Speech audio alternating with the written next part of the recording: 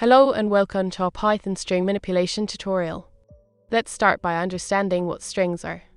Strings are sequences of characters enclosed in quotes. They can be enclosed in single quotes or double quotes. Here's an example of creating a string. Now let's explore some basic string operations such as concatenation and repetition. You can concatenate or join two strings using the plus operator. You can also repeat a string using the asterisk operator.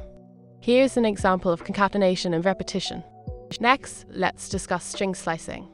String slicing allows you to extract a part of a string.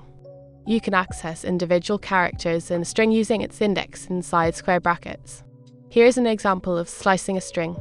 Now let's learn about string formatting. String formatting allows you to insert values into a string. One common method to format strings is using f-strings. We enclose expressions inside that will be replaced with their values. Here's an example of string formatting. Finally, let's discuss some useful string methods. Python has numerous built-in string methods. Here are some examples: upper, lower, find, split, join, and replace. Let's see them in action. This concludes our tutorial on Python string manipulation. Please like, share, and subscribe if you found this tutorial helpful.